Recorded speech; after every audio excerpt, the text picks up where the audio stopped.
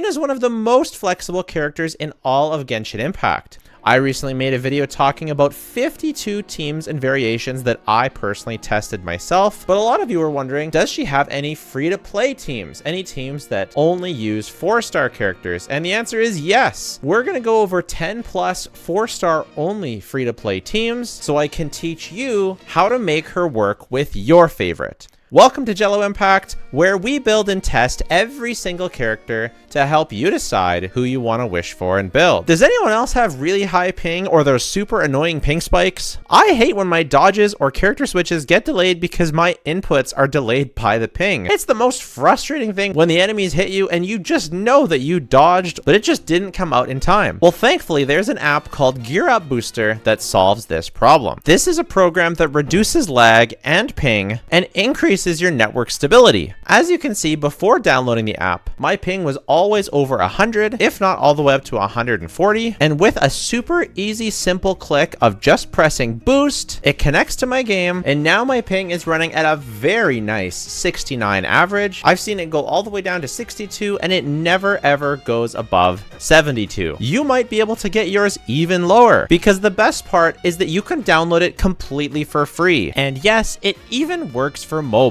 Try it out and let me know what your ping was before using it and what your ping was after. I'd love to see if it works for you and how good it can be. If you already have great internet, this program might not be for you, but it really helps if your internet is a bit spotty or if you're playing on a different server than the actual place you're playing in. There's also even certain artifact sets in the game that do ping dependent damage, so you might actually get a DPS increase from this app. Your network's also a lot more stable. You no longer have to worry about those drastic ping jumps. Gear Up Booster is trusted even by professional players who play League, Fortnite, FIFA, and of course, millions of Genshin Impact players around the globe. It focuses solely on enhancing your network connection with zero effect on the game itself. That means you get all of the improvement with zero risk for a ban. Save yourself some frustration and try out Gear Up Booster now. Use my link in the description and get your free trial. I wanted to start with the team that performed the best from my testing, and is it any surprise that it's a variation of the national team? It's Sucrose National with Furina instead of Xingqiu. Furina does an incredible time buffing Xiangling. Sucrose shares elemental mastery with both Furina and Xiangling, so that you're not only, if you don't get Xiangling doing vapes, you're getting Furina doing vapes, and the whole team just runs flawlessly, perfectly, and it's incredibly strong. Plus, Furina actually gives AoE Hydro, which is a huge boon over the usual Xingqiu National. I'm sure it doesn't compete with Child International for like speedruns and things like that, but it's a very fun, quick swappy, very strong team that's made up just of 4 stars that you can build and crush the Abyss with right now. For number 2, I wanted to do something hilarious and fun. This is by far the funniest team I've ever played in Genshin Impact. You set up your Furina, you set up your Fischl, set up your Kuki, and then you jump. You just hop around with your cute bunny girl. It doesn't matter if you get knocked around, bopped around, you never normal attack on this team ever. You never charge attack. You just use skill, burst, and hop. You want to start the rotation with your Yao Yao skill, move on to Furina skill and burst, Fischl skill, Kuki skill, and burst with Yao Yao and hop and hop and hop. It's the funniest team in the entire world. It's obviously a Hyper Bloom team and it works great. It's very comfy. It's much better in single target than AoE. It didn't feel the greatest against the dog chamber, but it cleared the dancers in under a minute, and although Yao Yao was getting bopped left and right, it was totally fine and we never were in fear of dying. So this team is super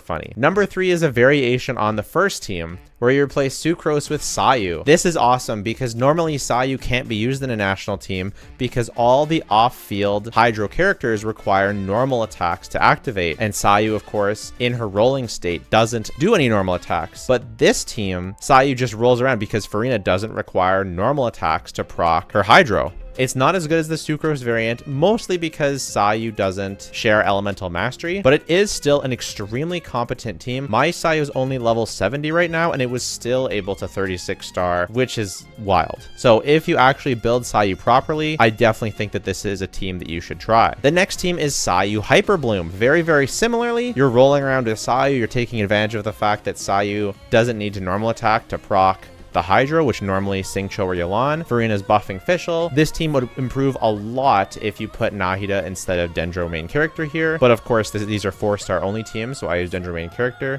And this team improves an absolute ton if you level 90 your Sayu, because your Hyper Blooms are tied to your Anemo character's level. The goal of this team is to infuse Sayu with Electro, which can be a bit tricky. I found her infusing with Hydro, with Electro. Sometimes the enemy had some Pyro or Cryo, so she'd infuse with that. Maybe a more skilled player could more consistently get the Electro infusion. Sometimes I could, sometimes I couldn't. Still the team cleared, still the team was good, but you're going to need to level 90 your Sayu. Not saying this is a top meta Hyper Bloom team, but you can definitely 36-star with it. And if you want to use Sayu, this is a great team to do so. Mono Hydra with Barbara is another one that you can do. This team I didn't test as much, but you're basically doing the same sort of Mono Hydro team as you normally do with Kokomi, but you're doing with Barbara instead. The only challenge is either you build for damage for Barbara and use attack, or you build for healing Barbara, but then she heals based off of HP. So you can't get both. One option is to trade out Sucrose for Jean if you have her, and use Jean as the main healing. Then you get the sister combination, which is super fun. And then you can build Barbara for damage rather than for healing, because you can just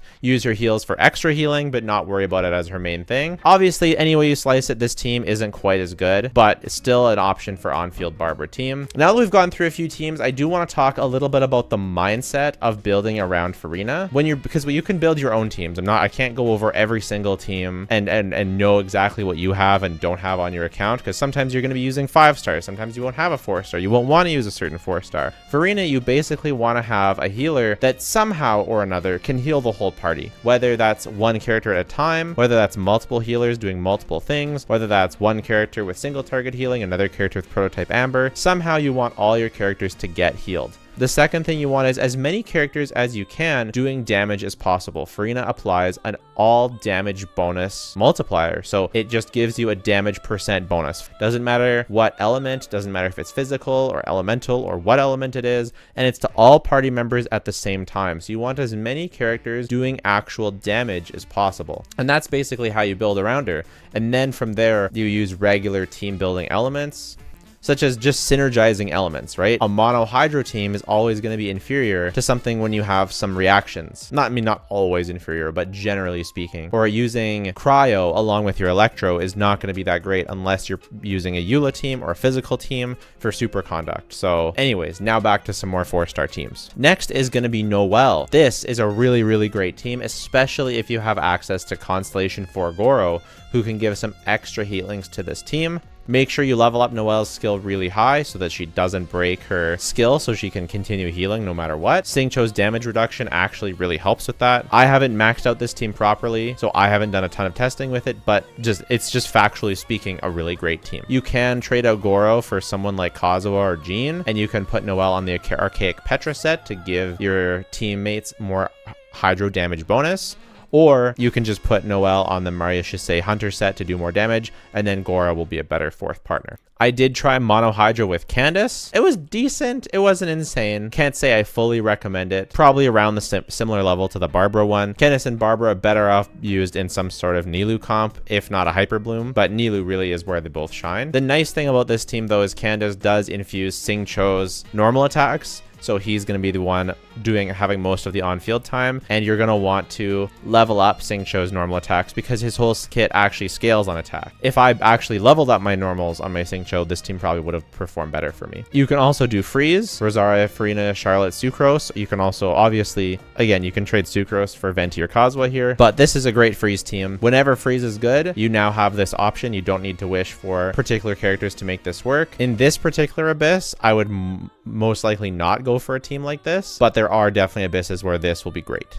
You can do a weird, more hydro-focused variant of Freeze. Again, mostly it will only be good when Freeze is actually good, but still a very competent team. This is a team. Now we're going to get into some 4-star teams that I haven't tested yet, but should be really great. Yanfei is one of them, and you can either use Charlotte or Jean here, but since we're keeping it 4-star only, we'll put Charlotte. You're going to get some freezes, some melts. Yanfei double hydro is very good, and you'll have the comfort of Yanfei's shield. You may choose to burst every other rotation instead of every rotation, but you can also replace Charlotte with Bennett. You're not going to get as much healing, so as much uptime on Furina's buff, but you are going to get more energy for Yanfei, and so you'll get more more shield uptime for her. Peizo can basically be used in place of Sucrose anytime I talked about, or at least when you're using the on-fielder position. So maybe you're using him in that freeze team, maybe in that national variant. You could potentially even build him for damage on this team, and then Furina will buff his raw damage. You'll still run him on VV to shred Xiangling and Furina, but you're getting some value out of his damage multipliers as well, which could be nice. Keep in mind that wherever I've said to use Charlotte, there's a good chance you can substitute Mika, and if attack speed would benefit you and you don't need as much crowd application,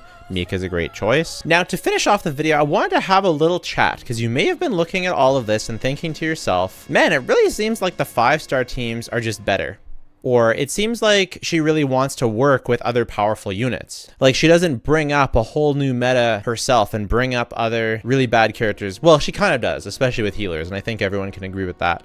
But by and large, you're right. She does want to be used with really powerful units. I'm going to talk about why. Furina gives, again, that all damage buff. So damage, it's a flat damage percent buff, or not a flat damage percent buff, but it's a damage percent buff that applies to all types of damage, but not transformative reaction damage. Essentially, anytime you'd use an elemental damage bonus goblet, and that would affect your damage, Furina would also affect your damage. And it just so happens that 5-star characters just have better scaling than 4-star characters. They do more raw damage. So Furina's buff will scale with the amount of crit stats you have, the amount of talent levels you have, the amount of whatever stat that your character scales off of, whether it's attack or HP or elemental mastery. The more you have of those other things, the more Furina will be relevant for that team. So necessarily, 5-star characters with high scaling, such as Wanderer, Raiden, Yaimiko, Sino, Novelette, these are characters that will benefit more from Furina than characters that rely specifically on reactions. And she's going to enhance characters that already deal good damage. And the more vertically you invest in your characters with good artifacts, with good crit stats, with good elemental mastery, the more Furina will perform. And she does a ton of damage herself. That's something we can't forget. So it's not that she makes these 4-star teams. It's not like she's worse because she doesn't make the 4-star teams better. It's that she works better the more scaling and the more investment you have into your characters. That's another thing about my account in particular, is a lot of the times the characters that I invest the heaviest in are 5-star characters, because I tend to simp for more 5-star characters than 4-stars. So I have a crowned Raiden, but I don't have my Xingqiu crowned. I have a crowned Hu Tao, but I haven't even built my Yanfei. If you have heavily invested to certain 4-star characters and they have cracked artifacts, cracked talents, Furina will benefit them more than she would characters that aren't as heavily invested. It's a complete 180 almost from Dendro teams, where Nahida really applied to the floor. Any character, and someone like Nilou, you just need elemental mastery for your electro characters or your hydro characters for Nilou, for example. Or Nilou herself only needs HP. Whereas for Furina's buff to really pop off, you need to have characters that actually can do damage. Aside from healers, and that's where she comes in and really shows her capability of bringing up units that were underutilized. Units like Jean, in combination with Furina, can now offer a larger damage percent buff than Kazuha. But one of the other characters that she also brings up is a character like Sucrose or a character like Venti.